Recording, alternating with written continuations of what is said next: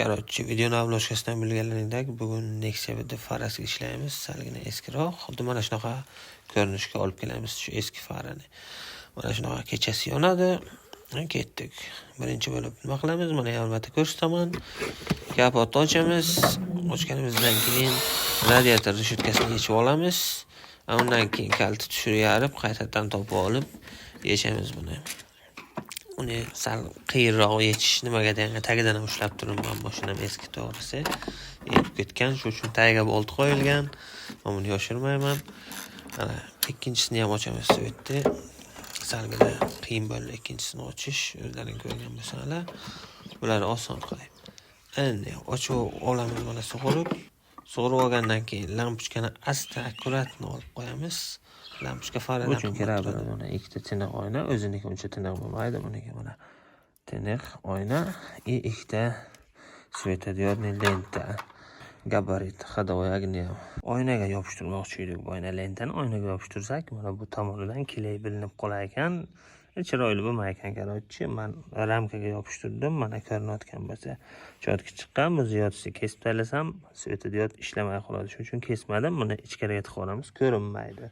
Undan keyin mana bu yerdan teshib ichkariga chiqarib yubordim. Buni ham mana shu yerga o'tgan.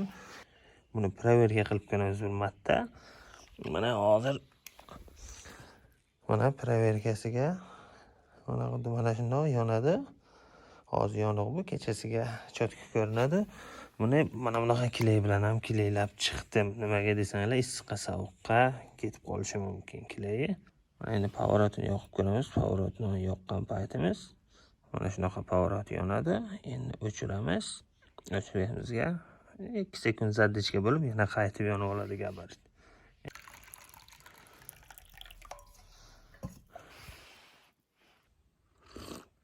Mana svetni terishga o'tamiz. Artamiz tozalab, lentani qotirilgan mana qo'yamiz. Germetkalab yopib, tortib, skoshlab qo'yamiz. Paga germetka qo'yganmiz. Mana oxiriga qilib o'tkazishimiz, ustidagi salapani yulib taylaymiz. Boshqa yulsak bo'laydi. Qirbilib qoladi deb yulmadim men. Mana ko'rinayotgan bo'lsa, avvalgidan yaxshi, yonishi ham mana boshqacha yonadi. Mana pavorotni yonishi, mana hozir oldidan ham ko'rsataman.